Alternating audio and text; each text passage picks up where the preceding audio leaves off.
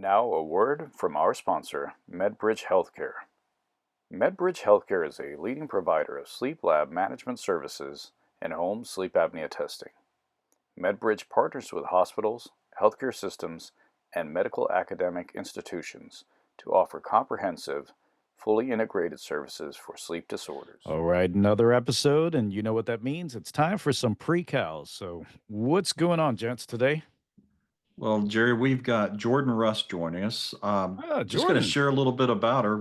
She's been a great friend, and was absolutely fantastic to meet her this past year at the Texas Society of Sleep Professionals.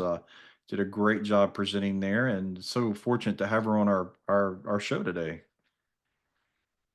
But All I thought right. I'd share a little bit about her in our pre-cals instead of in our show, so we didn't take away from that. But just a few quick things. Jordan, just real quick, she's a devoted law enforcement spouse and the mother of three children. She's a graduate of Alvin Community College's polysomnography program, a registered sleep technologist, and holds a bachelor's degree in health care education from Kettering College of Medical Arts. Her extensive experience encompasses roles as a sleep tech, clinical coordinator, a polysomnography program at Alvin Community College, and program director of the polysomnography program at Neurodostic Technology programs at Alvin Community College. Through her roles as an instructor, clinical coordinator, and program director, Jordan has wholeheartedly committed herself to shaping the next generation of healthcare professionals, providing them with essential knowledge and skills for success in the field. She now serves as sleep educator for Texas Children's Hospital and will be launching the hospital's first in house sleep tech training program. Congratulations, with an emphasis on pediatric polysomnography.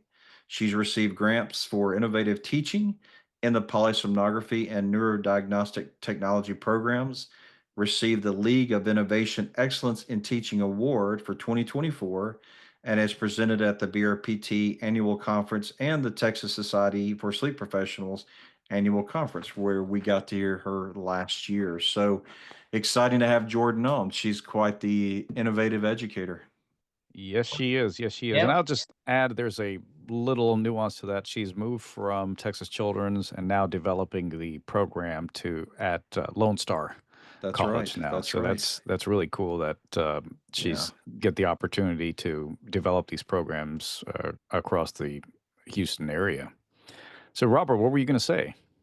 Oh, sorry. I was going to jump in and say we're going back to our roots today. An actual sleep tech on Sleep Tech Talk. Right. Imagine that, right?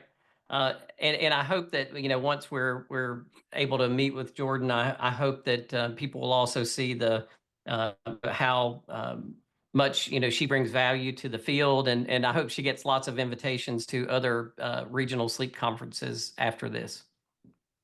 Well, I think that roles like hers are so important for where we're going in sleep because you've got such an interesting divide going on in sleep right now. And that's, are we going to be this single channel solution that really defines everyone by a number without looking at all the disorders and all the challenges that a patient faces?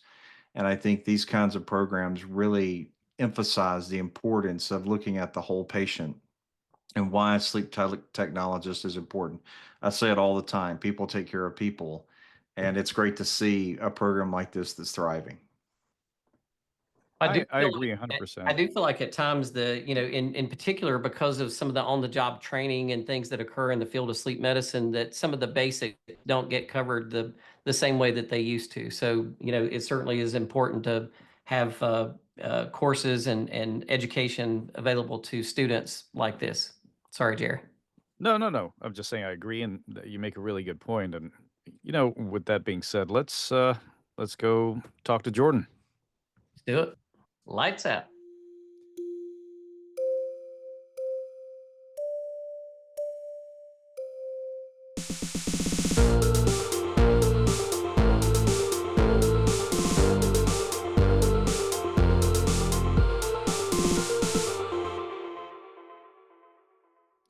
Welcome everyone once again to another episode of Sleep Tech Talk, the sleep podcast with your hosts and friends, Emerson Kerr, Robert Miller, and me, Dr. Gerald George Mannikarote.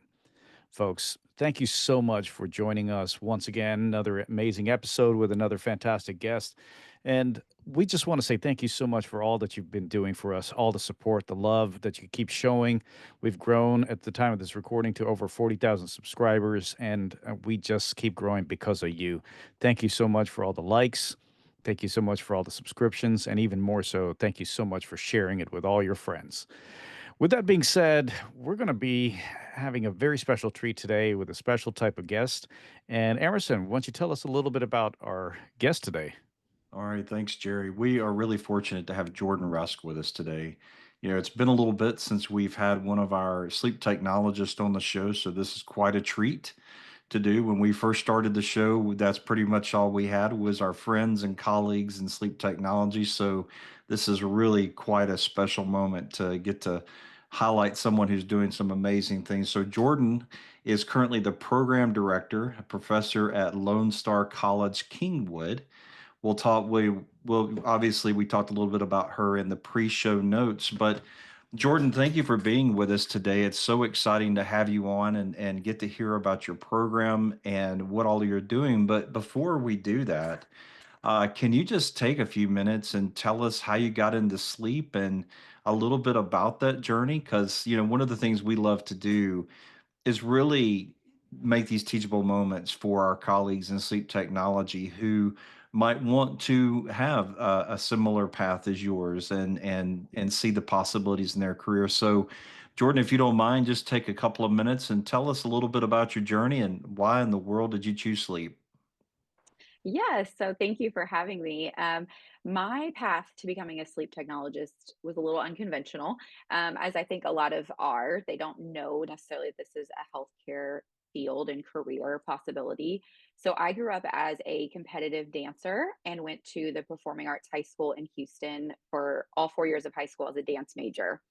And so that was my life trajectory was I was going to go be a dancer and make that my profession. Healthcare wasn't even on the table. I went to college at the Boston Conservatory in Boston, Massachusetts, and at the end of my freshman year, hurt my back pretty bad. I had a couple fractures and arthritis, and so it was kind of one of those moments like, okay, is this what I want to do the rest of my life? I'm 19, I'm already in all this pain. I'm going to have to struggle, right, to make a living to do this professionally. So I stuck it out another year and decided I'm going to move back home because this just isn't really what I want for my life. So I come back home to Texas and have no idea what I'm going to do because my whole life has been training dance. So I went to the local community college, which is Alvin Community College, and was like, okay, I guess I'll do nursing because that's what everybody kind of knows. It's a good career path. So I was doing my prerequisites for the nursing program, which are very competitive to get into, and was on the wait list. So the program director for the sleep program reached out to everyone who didn't get into various programs saying, hey, we have this really amazing program here at the college. Do you want to come learn more about it? So I went and kind of was like, oh my gosh, I didn't even know this was a career. And it sounded really interesting and was kind of what was going to be like a placeholder for me almost like, okay, I'm going to get into this. I'm going to do something, get my feet wet in the realm of healthcare. And then if I want to go do something else, I can do that and kind of build up my resume a little bit in the healthcare world. But I really fell in love with sleep. I loved building those connections with the patients. You really build a rapport with them, just in the 12 hours that you're with them. They can tell you a lot of things. And you really want to help them because you realize how important sleep is and how just crummy they feel when they're not getting good sleep. And I loved titrating patients and in the morning waking up and they're like, oh my gosh, I feel so good. Or even if they were like, I don't feel any different, it's like, that's okay. We're going to help you, right? We're going to figure out what you need to feel better. And I got into education in a little roundabout way. That really wasn't on my radar either. I graduated from the program at Alvin and I was working in an adult sleep lab. And the program director at Alvin reached out about 8 months after I graduate and said, "Hey, we have this position available as the clinical coordinator. I think you'd be really good for it." And I said, "I don't think so. Like, I have only been out a couple months, 8 months. I'm working. I just graduated. I was 23. I just wasn't even on my radar." And I said, "Why me of all people? Like, you have this great um, realm of people that you could pick from." And it was something I didn't realize at the time, but as I've gotten older and just built relationships, I've really come to realize how important, even as a student, building those relationships are, and showing that you can take on things that maybe you're not necessarily qualified for or have experience in. But if you're asked to do something, you're going to figure it out and get it done. And so that's what she said. She said, we wanted to start a club. You started the club, you raised all this money. You did things and you were proactive, and I could trust you with things. So I think, while yes, you haven't been in the field a long time, I think you'd be really good at this. And so that's kind of how I got my feet wet into education, and that just manifested into teaching some more classes. And then I became program director of the polysomnography and neurodiagnostic technology program in the height of the pandemic, June of 2020. And I was there for 4 more years as program director before I went to Texas Children's to help them build an education program too. So, kind of real roundabout way that I landed in the education side of being a sleep tech. But it ultimately comes down to, I just really love the field. I love the profession. It's just growing. Sleep is such a hot topic right now too, and kind of that health and wellness space, and helping students find a career that they can make a really good living. They can have great work-life balance and growth career opportunities in a career that they didn't even really know existed, to be able to help patients in a different capacity. Jordan, something that you had to go through, very few have to experience, and that's Mhm. a couple of radical shifts in your career. Not just Yeah. from dancing to sleep, but to have a program and then suddenly have to go in a different direction. How Hmm. did you balance that? Because you've had two of these things happen in your life. I've been through it. Hmm. I know that Jerry and Robert have as well. What did that teach you about yourself? Because right now one of the things that sleep technologists face is, their lab might close, a program might Hmm. change like yours did. How did Hmm. that change you as a professional? What did it change in you? What focus did it bring? How did it impact you?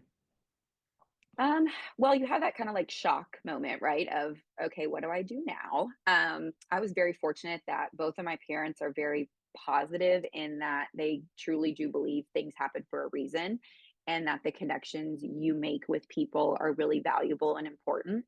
And I think as I've gotten older and experienced some of these things, the value in finding mentors, finding people in your corner, and not severing any relationships, right? And always trying to be positive about it. Because you never know who is going to be there to bat for you if something does change, or that you need to reach out to and say, "Hey, I was at Texas Children's for 6 months. I was brought there to start a program. Then they cut my position. And so you're kind of like, oh my gosh, what do I do?" Then you go, okay, well, I have all of these relationships and contacts that I've created and grown over the past 10, 11 years, and really lean on those. So I think it's just always leaving on a positive note, and maintaining those relationships with people that you think, why do I need a relationship with them, or a contact, but you just never know what you're going to end up in, what situation, and who you're going to need to lean on or even ask for advice. And so always just kind of leaning and being positive, and not, bad mouthing anybody or a facility or a place. It's just, that's what happened. It happened for some reason. And instead of dwelling on that, okay, how can I manifest that to find something else to be able to do? And so being let go from Texas Children's was devastating, because I had left my really comfortable position at Alvin that I was at for 10 years, and made this huge leap of faith to move. And then 6 months later, that kind of ended. But then it led me here to Lone Star, where they've been trying to create a program for almost 10 years and just haven't found the right person. And so now it gives me that ability to build a program here, have more formal education in the greater Houston area, and provide good quality sleep techs to the hospitals in this area that have such a need, just because there isn't a lot of formal education in this area. So everything happens for a reason. You just got to stay positive about it and go, I have a purpose. I may not know what that purpose is yet, but it'll come. Yeah. Yeah, that's fantastic, Jordan. I've got two questions for you. The first Yeah. is about your program. Is there an Mhm. online component, and then I'm assuming there's in-person training as well.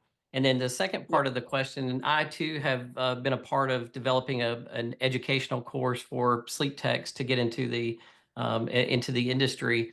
But one of the things that sort of transitioned for me is that my message went from there's lots of opportunity in this market to you may have to, because we were putting out so many sleep techs into our Mhm. particular market here in North Carolina at one point that we were saturating the sleep labs, and there Right. really wasn't as many opportunities. So I had to change my messaging to, collectively look at the opportunity from a sleep Mhm. perspective. You may not be here when you come Right. course, but you'll have lots of job opportunities. So two-part question. Yes. Yeah, so our program will not have an online component. It will be all face to face.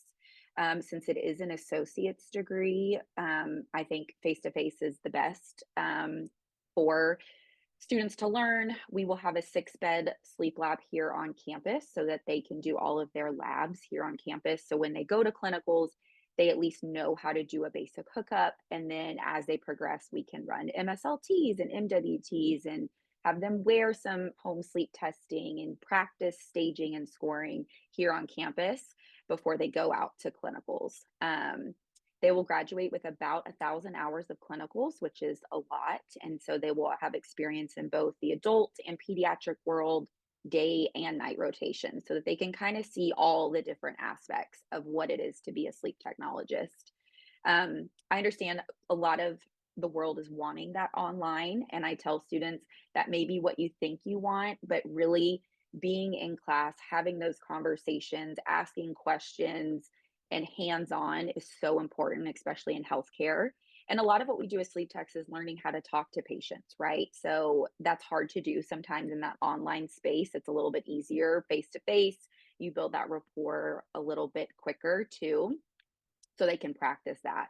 And so, keeping that in mind that people want online, I try to schedule the classes like 1 or 2 days a week. So, if they still need to work or have family or anything like that, they can still do that. It's not you're up here Monday through Friday, 8 to 5. We try to consolidate it into like 2 days or 3 days, depending on the semester. So, that's a little bit about our program. And then saturating the market. So we are lucky in the Houston area. There are so many sleep labs, and there is such a shortage.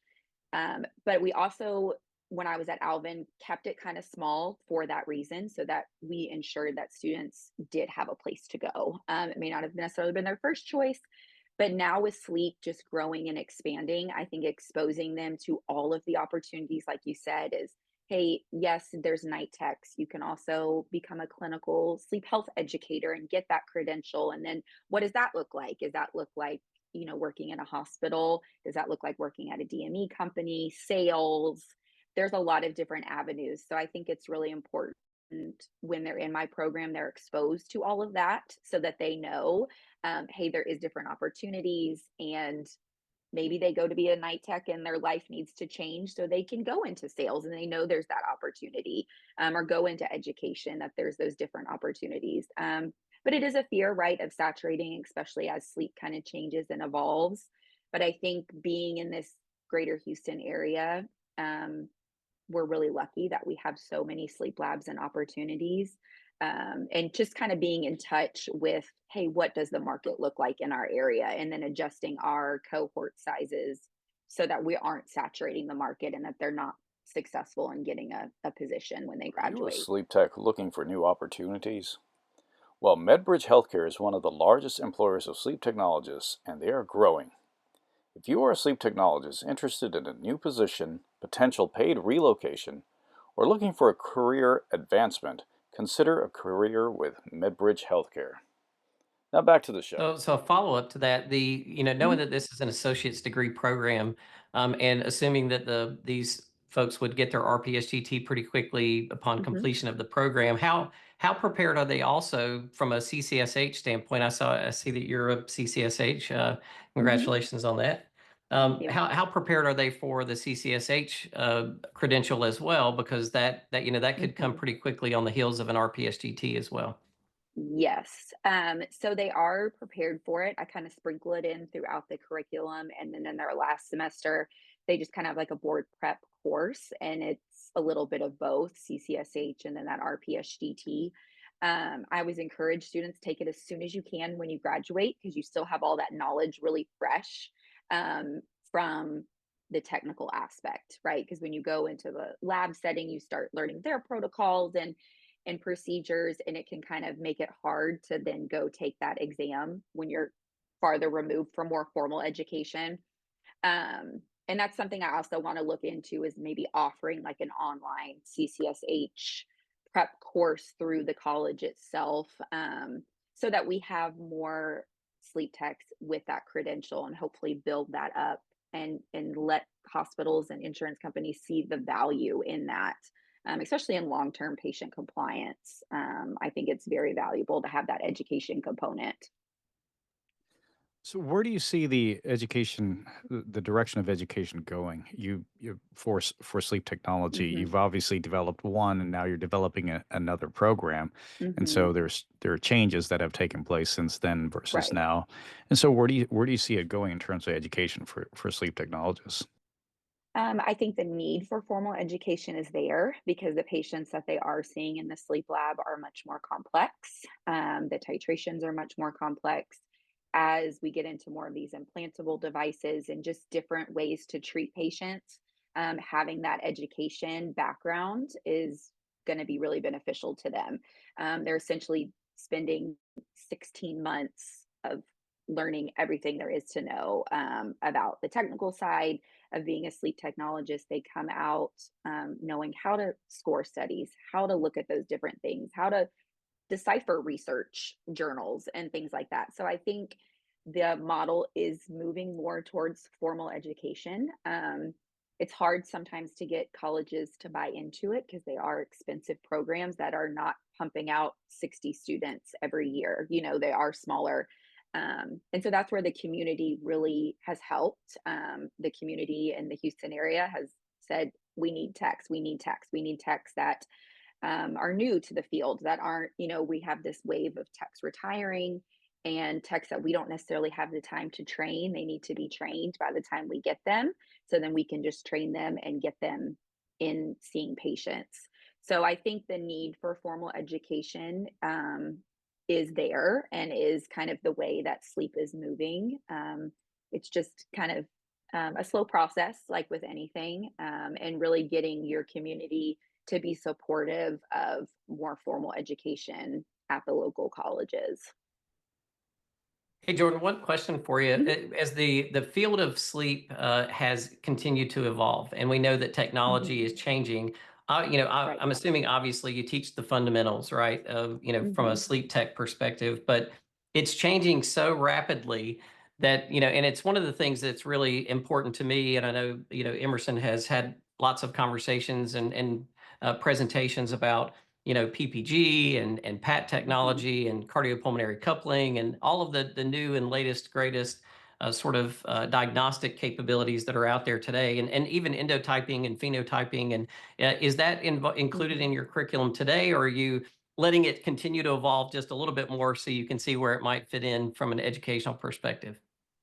Yeah, right now it is kind of letting it continue to evolve. And as bits and pieces come out, it's definitely touched on. I am big about, hey, let's bring people in who are experts or have done some research in it to explain it from a sleep tech perspective.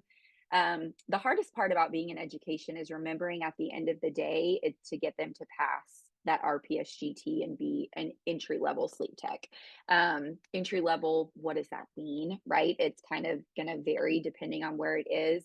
So I have to kind of weigh how much do I want to expose them to and how much do they really need to know just to become a brand new baby sleep tech who can pass that registry. But I do think it's important to let them know, hey, there are these things out there. Sleep is going to evolve, and that's how you stay in the field. Is it's going to evolve. You have to evolve with it, and keeping that knowledge up is so important. So kind of both a little bit. It just depends on if we can fit it in. A lot of times I like to have people either virtually talk to the students and do a presentation on those kinds of topics, especially in their last semester, where it's more of just a review of everything, so that they know, hey, this is out there and it's coming. And if they're interested in it, that there's different avenues too that way. So to kind of touch on that, as well as Hmm. something that you said earlier, the all these newer therapies, like you said, the implantables, then the Hmm. GLP-1 drugs that became big last year. How does that Hmm. fit into your course and education towards the upcoming sleep techs? Because as you know, as a night tech, they get asked. We've all been there, right? You get asked Hmm. all these crazy questions by the patients, and they're Right. expected to know everything. And so, how do you prepare them for these kind of newer technologies in therapy? Yeah, so I think a lot of it is just exposure, letting them know what's out there, letting them do some research on it too from their perspective, right? Because that's what the patients are going to do. They're going to do their own research and come and be like, hey, I heard about this. Do I qualify for it? So, in teaching them to where are the reputable sources, how to find good articles or information about these new things that are out there, and letting them know it's okay to say, hey, I don't really know, but that's something to talk about when you meet with the doctor. And letting them know, hey, when you're at clinicals and you're with a seasoned tech, ask them questions throughout the night. The 2 a.m. slump when everything's usually going pretty good. Ask them about it. What exposure do they get at their facility for these newer things? How do you find webinars and going to these conferences and the importance of them, not only to get those continuing education credits, but to hear about all these brand new technologies and things like that. So it's a balance too, because again, is a short amount of time. It doesn't sound like it at the beginning, but once they go through it, it's really quick. And so really teaching those fundamentals too of how to do research, how to maybe we do a project on different alternative therapies, what's out there, have them do some research on it. Because I think that helps too for them to be on that patient side. As if I was a patient, how would I look this up and find my information? And is that reputable? And if it's not, how do you navigate that? So all of that is really important to build into their education. Jordan, this has been a lot of fun Mhm. hearing about your program and your journey. When you reflect back over your journey, particularly as an educator, Mhm. what special moment stands out as one of those that was just a great teaching moment? Maybe it was an epiphany with a student, but something that always you kind of hold dear as a special moment as an educator. Do you have something like that you can share with our audience? Yeah, so I always love when students reach back out after they graduate or visit, and you can hear all about what they do. We're lucky in that a lot of the past graduates that I've had are now preceptors at the clinical sites. So it is really amazing to see them now going from the student to that preceptor role. But I think the thing that sticks with me the most is when the students come in and they're so overwhelmed with the head measurements. I teach them how to measure the head and they're like, I'm never going to get this. And then you see them in their last semester and they're doing it like it's nothing. They're grooving, they have their time down, their hookups are beautiful and clean and quick. And they graduate and you just see them successful, and knowing that you impacted their life in a positive way and gave them that career path is really what sticks with me, and is kind of my why every day of I want to give these students a path and a career and an education that is meaningful because they are paying to be here. So I want to give them everything that they can to be successful in the world of sleep. Um, and so I think that's really the biggest thing that sticks with me as an educator is just watching them from day one to the end and how they want to quit after measuring ahead and they're like, I'm never going to get this, I'm never going to be able to put all of the electrodes on, it's taken them 2 hours, and then they're down to 40 minutes and it's beautiful and perfect at the end. and reminding them. So I always love to have the last semester students come with the first semester students. So those students can see, hey, in 3 more semesters, this will be you. And you will get it. You will be successful. It is overwhelming, but we're here to support you. I am a firm believer, you're not there to fail anyone. You're there to support them and to educate them and to teach them and foster everything that you can into them so that they are successful. And that's what we want. We want really successful, well-trained sleep techs in the world. So yeah, as an educator, it's just watching them grow. Really, I've had a lot of special moments with certain students, some international students who've come over to become sleep techs, and one went back to his home country and started a sleep lab there. And so that's amazing to see that, okay, his education with us has now gone global, and is in another country, and he's able to share his journey that way too. Awesome. Jordan, Jerry's Yeah. getting ready to cut us off. So I have one comment and then I'll let him Yeah. do that. But I just wanted to make sure that it is required as part of the curriculum that your sleep techs listen to Sleep Tech Talk every other week. Yes. I will make it a requirement. Yes. Thank There's you. some really great episodes. They need to. Yeah. Well, we like Thank them you, anyway. Jordan. We like them. We like them. We listen to them. Hey, that's awesome. Even though we don't like listening to ourselves, but we Mm, still listen to all the episodes of Sleep Tech Talk, and just as all sleep techs should. But Jordan, yeah. this has been absolutely fantastic, and thank you so much for joining us. It's been a great conversation, and thank you so much for all your contributions in bringing in new sleep technologists to the world. Yes. Thank you for having me. I really enjoyed it. Thank you so much. And folks out there, thank you all so much for joining us again.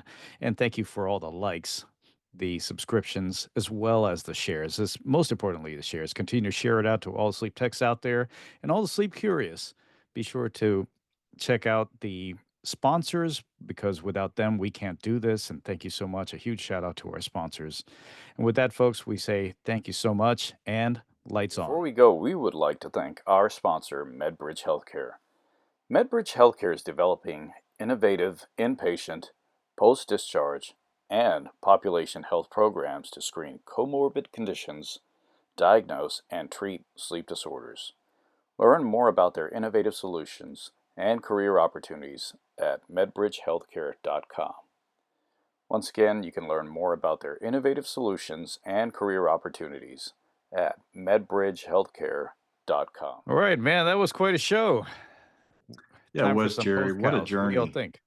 What a journey. I mean, to go from thinking you're going to have a career in dancing to sleep, and then the evolution of, with the program goes away, you have to reinvent yourself over and over.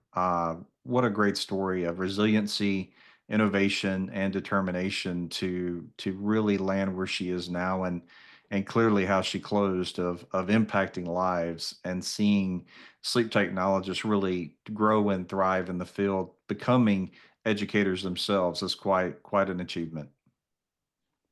No, watching her light up when you asked that question about what are some of the special moments, and uh, you can tell she is somebody that truly enjoys educating her students and watching them evolve and watching them grow.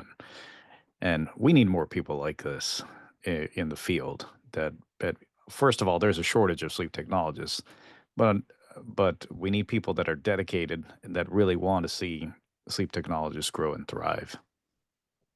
Absolutely. And it's funny. I did ask her a little bit of a baited question when I asked her about, how do you introduce all this new technology and that sort of thing, because I was hoping that she would do exactly what she said, which is we're continuing to evaluate, let it also, let these technological advances, continue to develop and really stay focused on the basics. And get these students through the initial process of getting their RPSGT and you know what, somewhat really prepared for CCSH pretty quickly afterwards. So, from an education standpoint, I think it's the right approach, and they'll get to hear more about all of the latest technologies and things in the future at some point. But ultimately, they have to know the foundation of the field. I think that's the challenge, right? The new technologies come and many of them go. And we've heard of so many that have come and gone. And so how do you incorporate all that into a full-blown educational program? And I think that's a challenge. And I also like the fact, though, she encouraged technologists to do their own research also, and how to do the research, where are the right places to go for this, because every influencer out there is now a sleep specialist, right? Mouth tape anyone? So, How right? about the word piezo? We don't use the word piezo anymore. There you go. Zeitgeber. Yeah, where are these words these days? That's right. That's right. Pen and ink. Yeah. Yeah. Oh, guys. So, yeah, I think it was a great episode. I'm looking forward to more folks like this, and looking forward to more technologists. With that being said, folks out there that are listening, if there's a technologist that you believe should be on the show, don't hesitate to reach out to us and offer their name up, and they just may be a guest on the show. All right, you guys ready to call it? Let's do it. Let's do it. Thank you. All right. Thank you, everyone. Until next time, cheers.